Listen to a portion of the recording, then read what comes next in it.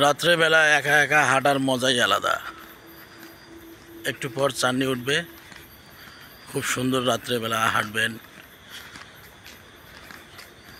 শরীরের জন্য উপকার, ব্যায়াম হবে। রাত্রিবেলা যত হাঁটবেন অত উপকার।